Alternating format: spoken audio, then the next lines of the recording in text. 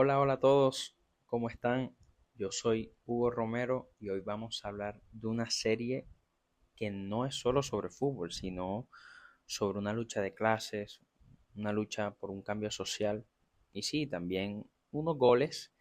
Les hablo de Un juego de caballeros o The English Game, una serie original de Netflix que es buenísima, se la recomiendo un montón, no solo por el fútbol, sino para demostrar cómo era la sociedad en ese entonces. Vamos a hablar como si estuviésemos en una charla de café futbolero, porque esta serie tiene muchísimo para analizar. Aquí vamos. En la primera pregunta, lo primero que hay que entender es el gran conflicto de la serie, ¿no? Que no es solo quien mete más goles, sino es quien controla el juego, el campeonato como tal. El fútbol en esa época no era un deporte para la clase obrera, no, ni mucho menos, era exclusivo de la élite, jugado en colegios privados por tipos con tiempo libre y con los bolsillos llenos de dinero. Además, eran estos mismos privilegiados quienes tomaban las decisiones de la copa y creaban las reglas y las acomodaban a su favor para ganar siempre. O sea, no era un deporte para nada justo, para nada. Cuando los obreros entran a la cancha, pues se rompe un poco ese molde, ¿cierto?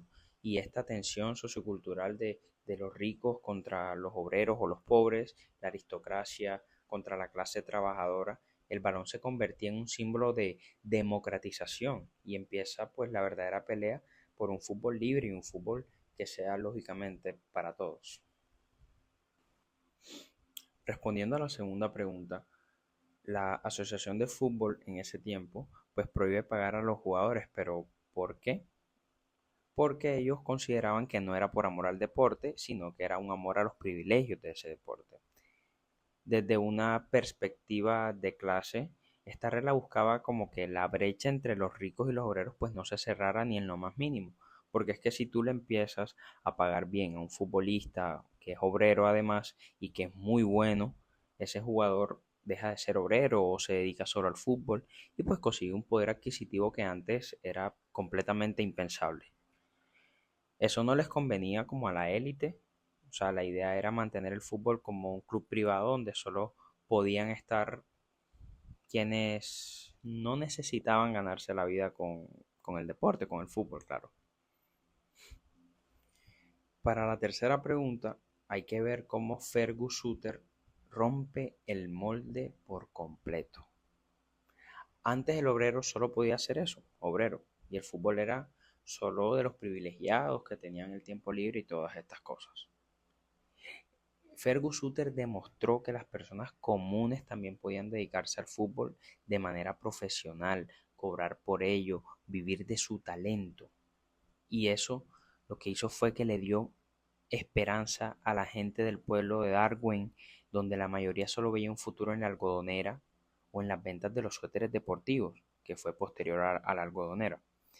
Fergus pues cambió el chip social, mostró que había otra profesión que pagaba muy bien y que podía sacar adelante a las personas de origen mucho más humildes, ¿cierto?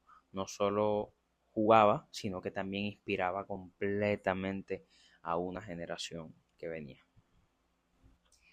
Para la cuarta pregunta, cuando Fergus se mueve de Escocia a Darwin y luego a Blackburn, refleja algo muy común de la época, que era la revolución industrial y cómo la migración laboral, donde la gente dejaba sus pueblos para buscar trabajos en ciudades industriales o incluso en otros países.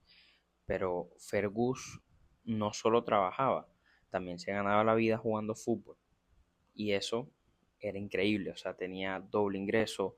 Ese cambio no solo mejoró su vida, sino también la de su familia. Marcó un antes y un después en cómo se veía el fútbol y cómo los obreros podían empezar a cambiar sus vidas gracias a él. Y para contestar la última pregunta, la primera FA Cup ganada por un equipo del norte de Inglaterra fue mucho más que un trofeo.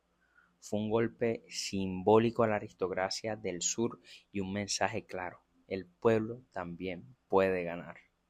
Fue la prueba de que los obreros y las personas trabajadoras también podían triunfar, que en la cancha son 11 contra 11, tengas privilegios o no los tengas. A partir de ahí, el fútbol empezó a verse de otra manera, ya no como un juego de ricos, sino como un deporte en el que cualquiera podía soñar con levantar la copa. Y hay algo que también, fuera de las preguntas ya, quiero recalcar. Y en esta época la gente se comenzó a volver loca por el fútbol. Pagaban la entrada ya, pagaban una suscripción, los estadios se llenaban de 2.000 o 3.000 personas para ver un deporte que todavía era amateur. O sea, el pueblo estaba muy pendiente a cada partido y todos querían estar ahí. O sea, creo que los dirigentes y empresarios de la época pues vieron un potencial de negocio enorme y no se equivocaron. El fútbol empezó a mover masas en cantidades industriales, pero más allá del dinero, qué lindo es el fútbol. O sea, no es solo una pelota rodando o no son 22 corriendo detrás de ella, es mucho, mucho más que eso. Traspasa barreras sociales, barreras de clase y une a millones de personas en el mundo. Para mí es el deporte más hermoso que hay. Y aunque siempre habrá muchísimas cosas por mejorar, yo solo soy un agradecido de que el fútbol sea el fútbol, porque al final siempre nos une la pelota. Muchísimas gracias.